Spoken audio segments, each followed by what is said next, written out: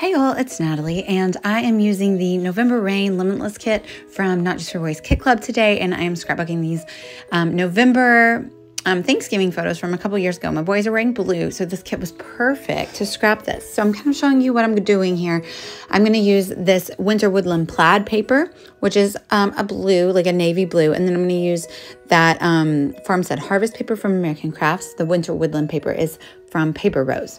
I have pulled out this cardstock cut. It's an older one from Not Just for Boys. And I covered it in clear gesso, and I'm just trying to spray it with the spritz that comes in the kit. You can see I'm having a little bit of trouble, and I open and I see why. The pump for the spritz was too long, so I just snipped a bit of it off there. You can see I just put it away, and then it was able to spray. So just a tip for you if that happens to you as well.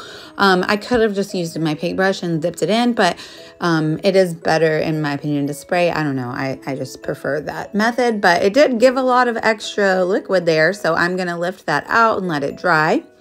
There we have it mostly dry. And now I'm just going to use that same spritz to put a little bit more depth into it. So I'm going to do a splatter all the way around and let them dry. And so then you'll have just kind of a variation on the color all the way around. And it just gives an added layer of interest in my opinion. Because it's a watercolor, it's always nice to build those up.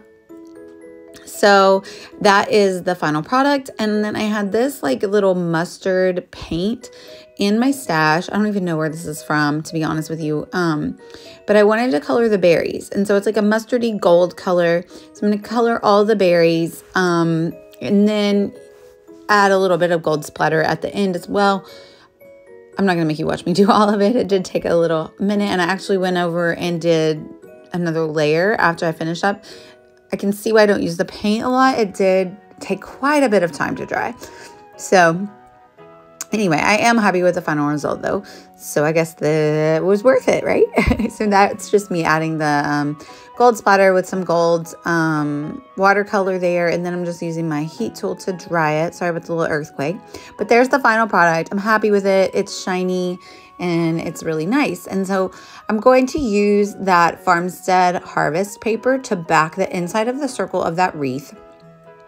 I was just cutting the branding strip off of the plaid paper. And I liked some of those 4x3 cards for pockets. So I am going to make sure to kind of save the ones that I like best. But I did want to use that as the backing here. And so you can see I only put the glue around the circle. I didn't put the glue on the leaves at all because I do want to be able to pop them up and kind of pry them up and give a little dimension. And I am going to slice this in half now and put it on either side of the 12x12 paper because I feel like my last layout was a wreath and I just wanted to do something a little bit different.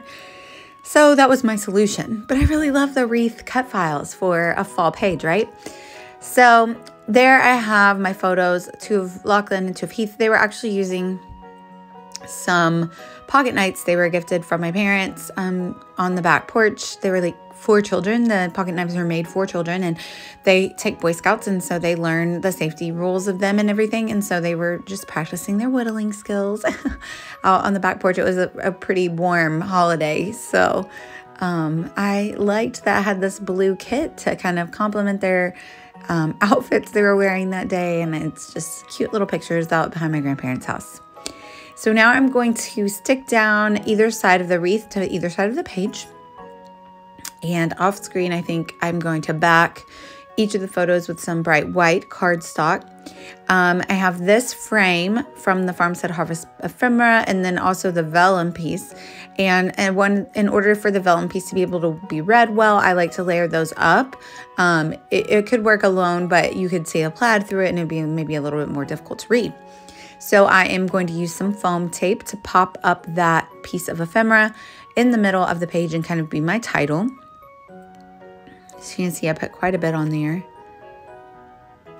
And then I put that down first so I can kind of judge where I want to put my pictures. I want to layer them up, and I kind of want them, Heath's picture is kind of almost to the very top of the page. So I want a similar look, but I also want one of the other pictures of Lachlan's to kind of be up under the title.